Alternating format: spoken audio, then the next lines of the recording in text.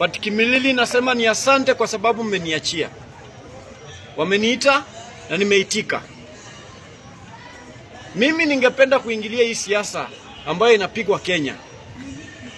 Kwa sababu saa hizi lazima tuongelee mambo ya kurepresent common mwananchi.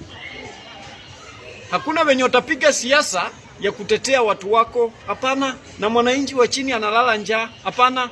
Unaendelea kuzungumzikia mabarabara na mahospitali ili hali mwananchi hana pesa kwa mfuko. My friend, those are the common interest of the common mwananchi. Lazima tupange hao vijana wasihang kwa magari, wasikue goons. Lazima tukuje kama hao ni wamama, tuwaonyeshe jinsi ya kupata pesa na kuweka hela kwenye mifuko zao. My friend, tusipige siasa ya kudivide watu.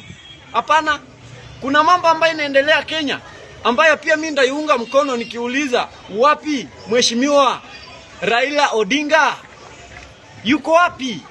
Manake mimi na mwingine pia yuataka kujua. Raila Odinga, we differ in political ideas. Mimi ni mtu wa one term, yeye maybe ni two term, lakini siasa isitufikishe mahali hapo ambapo we wish these leaders bad things. Fine, ni wabaya, lakini wacha tuombe ya kwamba Ruto, Mungu akaweze kukupatia maisha marefu ukaone maendeleo ya hii nchi. Tunaomba ya kwamba Raila, maisha ukaweze kupokea maisha marefu, ukaweze kuona baada ya 2027 maendeleo ambayo inaenda kuingia katika hii nchi. Manake sasa tukishuka kwa ground tunataka maendeleo ya mwananchi. Wale wote ambao walikuwa wanaharibia wa Kenya wote walikuwa wanawaharibia maendeleo. My friend, tunawaambia kwamba let's pray for them good. Let's wish them well.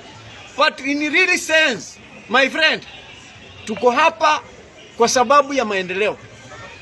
Tuko hapa, tutafuata yeyote ambaye atatuambia ya kwamba tunaenda kusimama na mwananchi wa kawaida.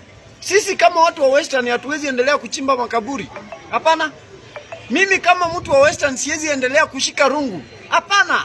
Mimi kama mtu wa Western siwezi endelea kutuma dada yangu Saudi Arabia akaweze kuenda kuuliwa kule. Hapana, nitakataa.